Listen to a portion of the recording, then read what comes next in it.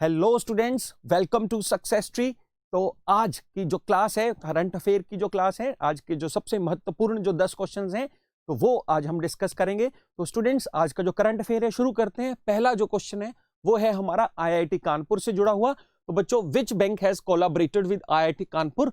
इनमें से कौन सा जो बैंक है, ठीक है, state bank of India, PNB, bank of Maharashtra, Canara bank या बैंक ऑफ बड़ौदा, जिसने कि आईआईटी कानपुर के साथ एक एमओयू, एक कोलैबोरेशन जो है साइन की है, ताकि वो अपने कैंपस में फाइन टेक इनोवेशन सेंटर को लॉन्च कर पाए। ठीक है, तो आईआईटी कानपुर में ये जो फाइन टेक इनोवेशन सेंटर को लॉन्च किया जाएगा, और इसमें कौन सा बैंक है, किस बैंक के साथ उन्होंने टाई अप किया है। बच्चों, इसमें ऑप्शंस हैं जो ऑलरेडी मैं आपको बोल चुका हूं। ठीक है, और इसका जो सही आंसर है वो है बच्चों हमारा पंजाब नेशनल बैंक। ठीक है, तो पंजाब नेशनल बैंक, और इसको बेनिफिट क्या होगा कि ये जो फाइन टेक इनोवेशन की जो नई टेक्नोलॉजी होगी, ताकि फ्यूचर में ना कि सिर्फ पीएनबी को लेकर और भी बैंकों को हेल्प हो सके, स्पेशली उनकी सिक्योरिटी को लेकर। ठीक है, क्योंकि आजकल में बड़ा ही ज्यादा जो फेक जो है जो बैंकिंग है, फेक ट्रांजेक्शन्स का जो टाइम चल रहा है, और बहुत ज्यादा जो फ्रॉड होने के चांसेस रहते हैं। तो इन चीजों के हम भारत में ही ऐसी टेक्नोलॉजी बनाएं कि बैंकों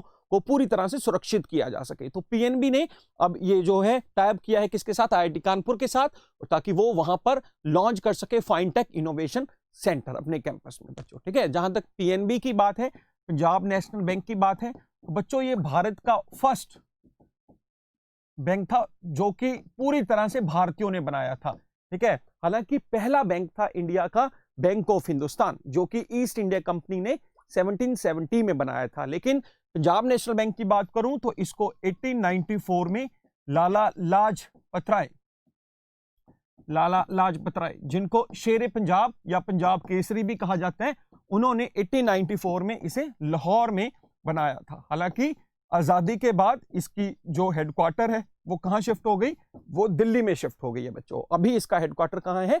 दिल्ली में है। ठीक है, और आज अभी इसके जो सीएमडी हैं, ठीक है, जो इसके सीईओ और इसके जो एमडी हैं, उनका नाम है बच्चों सुनील मेहता। ठीक है, तो सुनील मेहता उनका आंसर है। ठीक है, उनके जो सीईओ एमडी हैं। ठीक है, तो पंजाब नेशनल बैंक के बारे में थोड़ी सी ये जानकारी थी, और इन्होंने आईआईटी कानपुर के साथ ये जो है टाइप किया है, ताकि वहां पर एक फाइन टेक इनोवेशन सेंटर को वहां पर इसका जो कैंपस है लॉन्च किया जाए। ठीक है, हाँ जी। फिर अगला जो क्वेश्चन है, which country has defaulted on BRICS bank new development bank agreement? ठीक है, तो बच्चों डिफॉल्टेड का मतलब है कि उन्हें जो ब्रिक्स को ये जो बैंक था, ब्रिक्स बैंक था, न्यू डेवलपमेंट बैंक था, उनको पेमेंट वापस करनी थी, लोन जो लिया था, लेकिन वो अपनी जो पेमेंट है वापस नहीं कर पाएंगे, और वो उन्होंने इसको डिफॉल्ट घोषित कर दिया है। ठीक है, क्योंकि उनका जो बजट है उसमें उन्होंने वापस करने की कोई किसी तरह की बात ही नहीं की। ठीक है, तो बच्चों कौन सा कंट्री है? ठीक है, तो बच्चों सबसे पहले न्यू डेवलपमेंट बैंक, ठीक है, जिसको हम ब्रिक्स बैंक भी बोलते हैं। ठीक है, तो कौन सा कंट्री डिफॉल्ट हुआ है? तो बच्चों इसका सही आंसर है ब्राजील। ठीक है, Brazil is the correct answer. ठीक है, तो बच्चों जहां तक इस बैंक की बात है, एनडीबी की बात है, तो बच्चों इसका जो हेडक्वार्टर है वो कहां पर है? चाइना में, शंघाई में। ठीक है, शंघाई वहां के बड़े शहरों में से एक है, और फिलहाल इसके जो प्रेसिडेंट हैं, फिलहाल इस बैंक के जो प्रेसिडेंट हैं, president of national development bank, ठीक है, तो वो ब्राजील के ही एक इकोनॉमिस्ट हैं।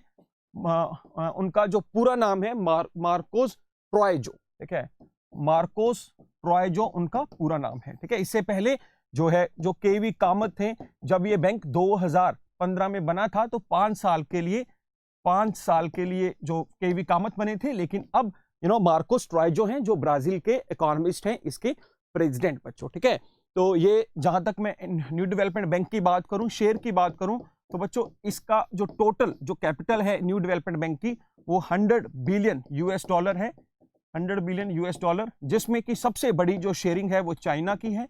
चाइना की जो शेयरिंग है इसमें 41 बिलियन है। ठीक है, जहां तक मैं भारत की बात करूं, ठीक है, भारत है, ठीक है, या फिर भारत के साथ साथ ब्राजील है। ठीक है, ब्राजील या फिर रशिया। ठीक है, इन तीनों कंट्रीज की जो शेयरिंग है स्टूडेंट्स वो है 18 बिलियन। ठीक है, और जो कंट्री रह चुके हैं साउथ अफ्रीका, इसकी शेयरिंग सबसे कम है, इसकी शेयरिंग कितनी है? $5 बिलियन। ठीक है, तो 54 54 + 41 95 + 5। ठीक है, तो 100 बिलियन का टोटल बैंक है, और सबसे जो कम शेयरिंग है वो साउथ अफ्रीका की है, और सबसे ज्यादा जो शेयरिंग है वो चाइना की है। ठीक है, तो न्यू डेवलपमेंट बैंक जो कि ब्रिक्स का बैंक है, Brazil, Russia, China, Brazil, India, China, South Africa, इन 5 देशों का बैंक है, जिसका मेन मकसद यही था कि इन 5 कंट्रीज में इंफ्रास्ट्रक्चर की जो जरूरतें हैं स्पेशली उनको पूरा किया जाए। हालांकि और पर्पस के लिए भी लोन दिया जा रहा है, लेकिन मेन जो प्राइमरी फोकस है इन इमर्जिंग इकोनॉमीज में इंफ्रास्ट्रक्चर को डेवलपमेंट करना है। ठीक है, तो बच्चों इसमें जो डिफॉल्ट किया है किस कंट्री ने अपनी पेमेंट्स को लेकर, वो आंसर हमारा ब्राजील है। फिर तीसरा जो क्वेश्चन है हमारा वो the well preserve remains of ice age. ठीक है, तो बच्चों आइस एज की जब मैं बात करता हूं तो हम लगभग बात करते हैं 5000, ठीक है, 5000 BC टू लैक्स BC, ठीक है, 1 लाख BC। ठीक है, तो कहने का मतलब जो बिफोर क्राइस्ट, ठीक है, जैसे अभी हम किस में हैं, अभी हम 2021 एनो डोमिनी में है। ठीक है, तो ईसा पूर्व लगभग 5000 साल पहले का वो जो वक्त था उसे हम आइस एज बोलते हैं। तो बच्चों उसके कुछ रिमेन्स हैं। ठीक है, और जो रिमेन्स किसके मिले हैं, राइनोस के मिले हैं। तो ये किस नेशन में मिले हैं, the well preserved remains of ice age rhinos were found in which nation. ठीक है बच्चों, इसका जो आंसर है वो है रशिया। ठीक है, रशिया, ठीक है, दुनिया के सबसे बड़े देशों में से एक रशिया, जिसकी जो कैपिटल है स्टूडेंट्स वो मॉस्को है। ठीक है, और इसकी जो करेंसी है उसका नाम है रूबल। ठीक है, इसके जो प्रेसिडेंट हैं, ठीक है, उनका नाम है, बहुत मशहूर हस्ती हैं दुनिया भर की, व्लादिमीर पुतिन। ठीक है, तो व्लादिमीर पुतिन इसके जो प्रेसिडेंट हैं, और साथ ही साथ, ठीक है, साथ ही साथ अगर मैं बात करूं व्लादिमीर पुतिन की, तो काफी सालों से ये वहां के राष्ट्रपति हैं, और अब वहां का जो टेन्योर है वैसे 6 साल का टेन्योर है प्रेसिडेंट का।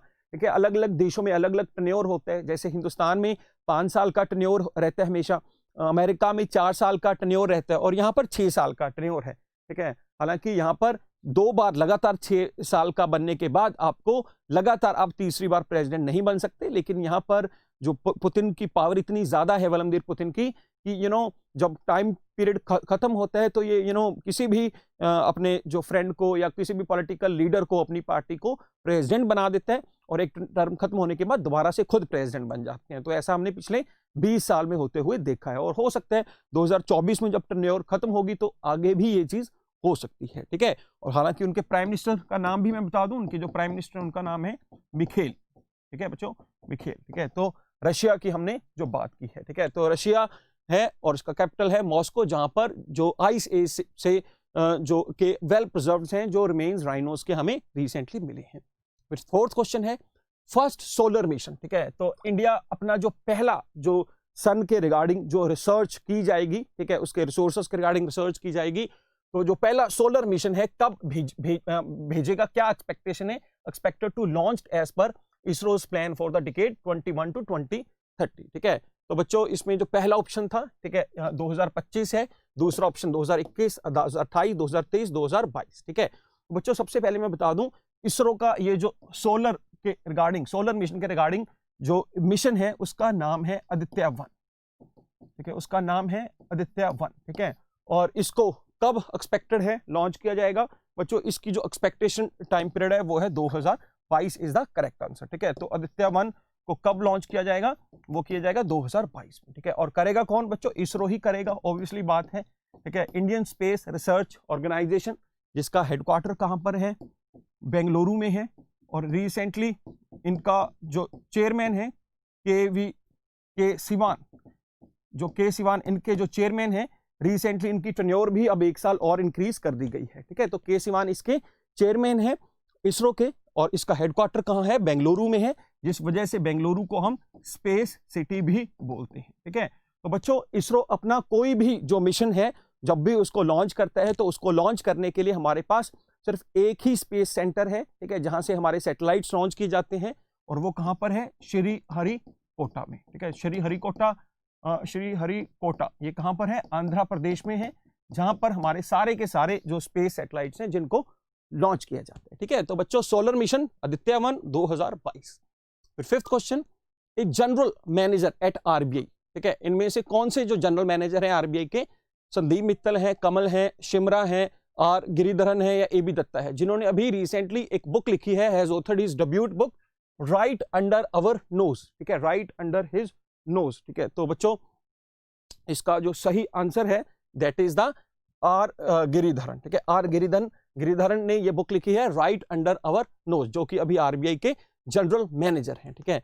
तो बच्चों आरबीआई के बारे में थोड़ी बात कर लें हम, ठीक है। तो आरबीआई के बारे में जो बेसिक है कुछ, जैसे कि आरबीआई की जो फॉर्मेशन है वो कब हुई, वो हुई 1935 में, ठीक है, 1 अप्रैल 1935 अंडर आरबीआई एक्ट 1934, ठीक है, अंडर एक्ट 1934। तो 1 अप्रैल 1935 को इसकी फॉर्मेशन हुई अंडर आरबीआई एक्ट 1934। उसके बाद इसका जो राष्ट्रीयकरण हुआ, इसको नेशनलाइज्ड किया गया, ठीक है, वो कब किया गया, 1949, 1 जनवरी 1949 अंडर बैंकिंग रेगुलेशन एक्ट 1949 के अंदर बच्चों इसको नेशनलाइज किया गया, ठीक है। और फिलहाल इसके जो गवर्नर हैं उनका नाम है श्री शक्तिकांत दास,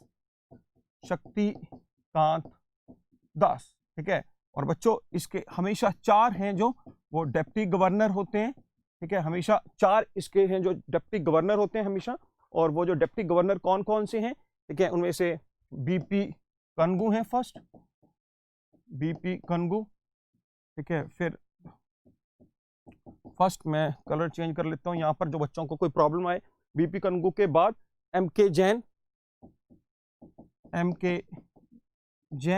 ठीक है। और अभी एक रिसेंटली जो नए आए हैं, ठीक है, उनका नाम है राजेश्वर राव, ठीक है, पूरा नाम है राजेश्वर राव।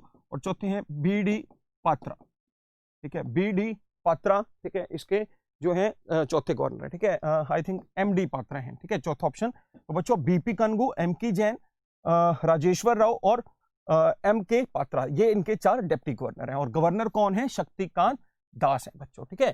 तो ये जो इनके जनरल मैनेजर हैं जिनका नाम है गिरिधरन, आर गिरिधरन, इन्होंने ये बुक लिखी है राइट अंडर अवर नोज। या फिर अगला क्वेश्चन बच्चों छठा, which high court recently ruled that advertisement of any article using the name of any god is illegal, ठीक है। बच्चों इसका मतलब है कि बहुत सारे लोग अपनी जो प्रोडक्ट्स हैं उनको भगवान का नाम लेकर बेच देते हैं, ठीक है। तो इसमें स्पेसिफिक मैं एग्जांपल देना चाहूंगा कि जैसे हम टीवी पे एडवर्टाइजमेंट देखते हैं, गायत्री यंत्र, हनुमान चालीसा यंत्र, ठीक है, श्री गणेश यंत्र। तो इस तरह का कोई भी जो प्रोडक्ट है अब आप भगवान का नाम यूज करके नहीं बेच सकते। तो क्वेश्चन है कि इनमें से किस हाई कोर्ट ने अभी इस तरह के जो आर्टिकल्स जो कि भगवान के नाम पर बेचते थे लोग, ठीक है, उसको इलीगल घोषित कर दिया, ठीक है। तो मद्रास हाई कोर्ट है, बॉम्बे हाई कोर्ट है, गुजरात हाई कोर्ट है, गुवाहाटी हाई कोर्ट है, Punjab and Haryana high court है। बच्चों सही जो इसका आंसर है वो है बॉम्बे हाई कोर्ट, ठीक है। तो बॉम्बे हाई कोर्ट ने अब ये रोक लगा दी है, ठीक है। इसके साथ ही साथ बता दूं बच्चों, भारत में टोटल जो अभी हाई कोर्ट हैं वो 25 हैं, 25 हाई कोर्ट्स हैं टोटल, ठीक है। और यहाँ पर जो है हमारे जो सबसे पहले जो हाई कोर्ट बने थे वो 1862 में बने थे, ठीक है, सबसे पहले, जिसमें से बॉम्बे हाई कोर्ट एक था, बॉम्बे, मद्रास और कलकत्ता, ठीक है, बॉम्बे, मद्रास एंड कलकत्ता, ये सबसे पहले बनने वाले हाई कोर्ट थे। और आज टोटल 25 हाई कोर्ट हैं हिंदुस्तान में, ठीक है। और बच्चों ये बॉम्बे हाई कोर्ट का ये डिसीजन था जहां पर इन्होंने कोई भी जो आर्टिकल है भगवान के नाम पर जो बेचना है उसको लीगल घोषित कर दिया है, ठीक है। फिर अगला क्वेश्चन बच्चों 7वां, आरबीआई रिसेंटली अनाउंस्ड LEI, ठीक है, LEI, ठीक है। तो बच्चों LEI is mandatory for the large value transactions from April. What does L stand for in LEI, ठीक है। तो बच्चों LEI का मतलब क्या है, ठीक है। तो इससे पहले हम बच्चों L का सिर्फ यहाँ पर सिर्फ इन्होंने L का ही जो फुल फॉर्म बताना है, ठीक है, मैं पूरा ही लिख देता हूं, दैट इज लीगल, LEI, ठीक है, लीगल एंटिटी आइडेंटिफायर्स, ठीक है, लीगल आइडेंटिटी आइडेंटिफायर्स, ठीक है। तो बच्चों लीगल एंटिटी आइडेंटिफायर्स, तो एल का जो सही मतलब है दैट इज डी ऑप्शन, ठीक है। तो बच्चों यहां पर क्या आरबीआई ने क्या कहा है रिसेंटली कि 1 अप्रैल 2021 से, ठीक है, अगर कोई भी ट्रांजैक्शन 50 करोड़ या 50 करोड़ से ज्यादा की होगी, ठीक है, 50 करोड़ से ज्यादा की ट्रांजैक्शन होगी तो आपको एक कोड यूज करना होगा, ठीक है। और उस कोड का नाम क्या है, लीगल एंटिटी आइडेंटिफायर्स, ठीक है। और ये जो कोड है 20 डिजिट का कोड होगा एक तरह से, ठीक है, जो कि आपको 50 करोड़ या उससे ज्यादा की ट्रांजैक्शंस के लिए यूज करना होगा, ठीक है। ये वैसे ही कोड हैं जैसे अगर आप IFSC या RTGS जो कोड हैं यूज करते हैं, ये भी बिल्कुल वैसे ही कोड होंगे, ठीक है। तो जो जब आप NEFT या RTGS करने के लिए जब आप ये जो IFSC कोड है, इंडियन फाइनेंशियल सिस्टम जो कोड है यूज करते हैं, वैसे ही कोड होगा ये, और 20 डिजिट कोड होगा, लीगल एंटिटी आइडेंटिफायर्स, ठीक है। और बच्चों ये स्टार्ट कब से होगा? 1 अप्रैल 2021 से होगा, 50 करोड़ है उससे ज्यादा की ट्रांसफर। और इसका फुल फॉर्म भी याद रखिए, लीगल आइडेंटिटी आइडेंटिफायर्स, ठीक है। फिर उसके बाद नेक्स्ट क्वेश्चन है 8वां। नेक्स्ट क्वेश्चन है अंगमले अजूथा सबरी रेल, ठीक है। तो बच्चों ये अंगमहा अजूथा सबरी मेल, ठीक है। तो ये जो है सबरी भगवान है, ठीक है, का जो मंदिर है उसके पास जो स्टेशन है, ठीक है, उसकी बात की गई है। केरला में है ये जो मंदिर, ठीक है। और बहुत ज्यादा जो लोगों की श्रद्धा भावना है जुड़ी हुई है इस सबरीमाला जो टेम्पल से, तो उसको उस मंदिर तक जो श्रद्धालु पहुंच पाए, तो तो उसकी जो नियर बाय ये जो स्टेशन है, ठीक है, अंगमाला अजूथा Sabari rail project which was making news recently is to be constructed in which state, ठीक है। तो बच्चों आंसर तो आपको ऑलरेडी मिल ही चुका है, केरला, ठीक है। तो बच्चों काफी टाइम से, लगभग 20-25 साल से डिमांड थी कि वहां पर रेलवे स्टेशन बने, लेकिन कुछ फंडिंग की प्रॉब्लम्स की वजह से, लेकिन टाइम इतना बीत गया कि फंडिंग भी अब लगा कि जो 1996-97 में जो प्रोजेक्ट लगभग 550 करोड़ में पूरा होना था, अब लगभग इस प्रोजेक्ट का जो टोटल कॉस्ट है 2000 करोड़ से भी ज्यादा का होगा, ठीक है। लेकिन लोगों की आस्था जुड़ी है, तो गवर्नमेंट ने, रेलवे ने केरला की गवर्नमेंट के साथ मिलकर इसको अब पास कर दिया है, ठीक है। तो अंगमला अजूथा सबरी रेल जो प्रोजेक्ट है, इसको इन्होंने प्रोजेक्ट कर दिया, ठीक है। तो जिसमें कि अब जो भी पैसा है, ठीक है, सेंट्रल गवर्नमेंट रेलवे भी देगी, और कुछ जो पैसा है इसमें 50% पैसा है केरला की गवर्नमेंट भी देगी, ठीक है।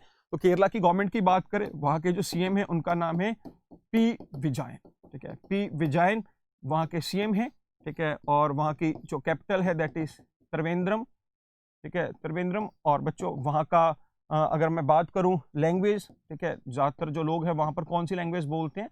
मलयालम बोलते हैं, ठीक है, मलयालम उनका लैंग्वेज है।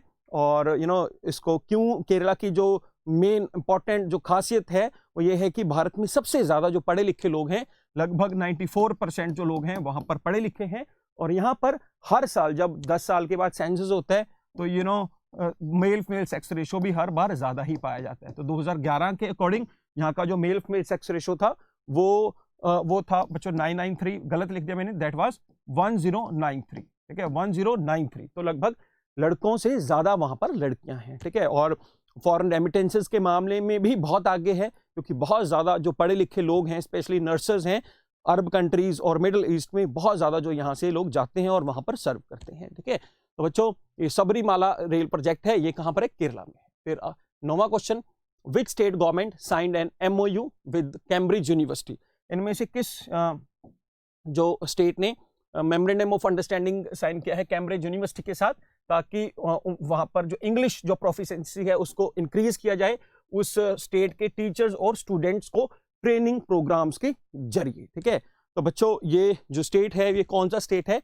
ये आंध्र प्रदेश है, ठीक है। तो आंध्र प्रदेश ने इस यूके बेस्ड, ठीक है, यूके में कैम्ब्रिज यूनिवर्सिटी, क्योंकि कैम्ब्रिज में है, तो कैम्ब्रिज यूनिवर्सिटी के साथ है जो ये टाइप किया है, ताकि उनके स्टूडेंट्स की और टीचर्स की भी जो है एफिशिएंसी है इंग्लिश में बढ़े, ठीक है। तो आंध्र प्रदेश हम हर बार हर रोज कुछ ना कुछ अच्छी स्कीम लोगों के लिए एजुकेशन में, ठीक है, या हेल्थ में कुछ ना कुछ हम देखते रहते हैं। आंध्र प्रदेश पिछले काफी सालों से इस तरह के जो प्रोजेक्ट्स हैं लगातार है वो चलाता ही जा रहा है, ठीक है। और जहां तक हम बात करें आंध्र प्रदेश की जो कैपिटल है, ठीक है, तो वो पहले तो जरूर हैदराबाद हुआ करती थी, अब अमरावती होगी उसकी जो नई कैपिटल है बच्चों, ठीक है। फिर 10वां क्वेश्चन है हमारा, how many wild life species are under recovery programme for critically endangered species in India, ठीक है। तो बच्चों सबसे पहले जो इस तरह की ये जो वाइल्ड लाइफ स्पीसीज की ये जो कैटेगरीज हैं, ठीक है, इसको लॉन्च कौन करता है? इसको लॉन्च करते हैं national board of wildlife, ठीक है, national board of wildlife. और recently national board of wildlife ने कहा है कि 22 इस तरह की स्पीसीज हैं, ठीक है, जो क्रिटिकली इंडेंजर्ड स्पीसीज में आती हैं, ठीक है, जिनके खत्म होने के जो चांसेस हैं बहुत ज्यादा हैं। ठीक है, तो बच्चों 22 इसका सही आंसर है। और इस तरह के जो वाइल्ड लाइफ से रिलेटेड जो सर्वेज हैं कौन करते हैं? National board of wild life करते हैं। ठीक है, तो बच्चों ये थे आज के हमारे 10 क्वेश्चन। ठीक है, तो इनको मैं एक बार फिर रिपीट कर देता हूं। ठीक है, कौन से बैंक ने ठीक है IIT कानपुर के साथ टाई अप किया है ताकि वहां पर एक इनोवेशन सेंटर बन सके? तो आंसर है पीएनबी बच्चों। दूसरा क्वेश्चन है कि ब्रिक्स में अभी एक पेमेंट को लेकर कौन सा जो कंट्री है डिफॉल्ट हुआ है? That is Brazil. ठीक है, तीसरा क्वेश्चन है कि आइस एज के जमाने के कुछ राइनोज के जो प्रिजर्व्ड हैं वो अभी रिसेंटली मिले हैं, किस कंट्री में मिले हैं? रशिया में मिले हैं बच्चों। ठीक है, फोर्थ जो क्वेश्चन है, भारत का पहला जो सोलर मिशन है जिसका नाम आदित्य-1 होगा, वो उसकी शुरुआत कब होगी? 2022 में होगी। ठीक है, फिर पांचवा क्वेश्चन है हमारा कि एक जनरल मैनेजर हैं जिन्होंने ये बुक लिखी है राइट अंडर आवर नोज। ठीक है, तो उनका नाम क्या है? आर गिरिधरन है। फिर छठा क्वेश्चन, इनमें से कौन सा हाई कोर्ट है जिसने भगवान के नाम पर कोई किसी भी तरह का आर्टिकल बेचने के ऊपर बिल्कुल पाबंदी लगा दी है बच्चों? तो बॉम्बे हाई कोर्ट है। फिर सातवां क्वेश्चन है कि आरबीआई ने रिसेंटली LEI के नाम से एक कोड जारी किया है, तो जो 50 करोड़ से ज्यादा जो बड़ी ट्रांजैक्शंस होंगी तो आपको उसके लिए LEI का यूज करना पड़ेगा। उसका फुल फॉर्म है लीगल एंटिटी आइडेंटिफायर, और इसकी शुरुआत कब से होगी? 1 अप्रैल 2021 से होगी बच्चों। ठीक है, फिर उसके बाद आठवां क्वेश्चन है अंगमला अजूथा साबरी रेल प्रोजेक्ट है जो, ये किस स्टेट में अभी इसकी शुरुआत होगी? वो क्योंकि वहां पर सबरीमाला जो टेंपल से जुड़ा है तो केरला में है इसकी शुरुआत होगी। फिर नौवां जो क्वेश्चन है बच्चों कि इनमें से किस स्टेट ने अपने स्टेट के टीचर्स और बच्चों का इंग्लिश प्रोफिशिएंसी बढ़ाने के लिए जो है टाइप किया है? किस यूनिवर्सिटी के साथ? कैम्ब्रिज यूनिवर्सिटी के साथ ये जो टाइप है किसने किया है? आंध्र प्रदेश ने किया है। और आज का जो लास्ट क्वेश्चन था कि रिसेंटली जो national board of wildlife ने कितनी स्पीसीज को इंडेंजर्ड, ठीक है, इंडेंजर्ड स्पीसीज है घोषित किया है? तो इसका सही आंसर है बच्चों 22। ठीक है, तो बच्चों बहुत बहुत धन्यवाद, आप हमारे साथ जुड़ते हैं और आपको हमारा ये जो शॉर्ट वीडियो जो करंट अफेयर है कैसा लगता है ये जरूर हमें बताएं। और इनके साथ साथ है मैं इसका जो PDF भी आपके साथ शेयर करूंगा तो उसको भी देखिए। और साथ साथ जो दूसरे जो क्वांट रीजनिंग और कंप्यूटर्स और हमारा जो क्वांट रीजनिंग जीके कंप्यूटर और जीके के सभी के ये जो PDFs हैं इनके सभी के जो एक शॉर्ट मॉक टेस्ट हैं वो आपके साथ में शेयर करूंगा। ठीक है, तो वीडियो है ये करंट अफेयर से जुड़े हैं लेकिन मॉक टेस्ट है मैं 5 जो सब्जेक्ट्स के आपके साथ शेयर करूंगा। तो बच्चों हमारे साथ आप जुड़िए। ठीक है, और हम आपको हर रोज इस तरह की जो वीडियोस है प्रोवाइड करेंगे करंट अफेयर से जुड़ी। और इसके साथ ही अगर आप हमारे साथ रेगुलर जुड़ना चाहते हैं और भी मटेरियल चाहते हैं तो हमारा जो बैंकिंग को लेकर जो हमारा जो चैनल है जिसका नाम है सक्सेस ट्री बैंकिंग, ठीक है, टेलीग्राम चैनल है सक्सेस ट्री बैंकिंग। ठीक है, तो आप उसके साथ जुड़िए, उसको आप ज्वाइन कर सकते हैं। हालांकि जो करंट अफेयर हैं ये हर एक एग्जाम में आपको काम आएंगे, चाहे वो किसी भी स्टेट का एग्जाम हो, ठीक है, चाहे कोई बैंक का एग्जाम हो, SSC का एग्जाम हो, ठीक है, नायब तहसीलदार का एग्जाम हो, तो सभी एग्जाम में आपके हेल्पफुल होंगे ये जो करंट अफेयर है। ठीक है, और अगर आपको कोई भी किसी भी तरह का कोई प्रॉब्लम हो तो यू कैन कॉल अस, आप हमें कॉल कर सकते हैं 9353000041 के ऊपर। ठीक है, तो आपकी हर जो क्वेरी है हम आपको यहाँ पर सॉर्ट आउट करेंगे। ठीक है, तो थैंक यू वेरी मच और हैव ए नाइस डे।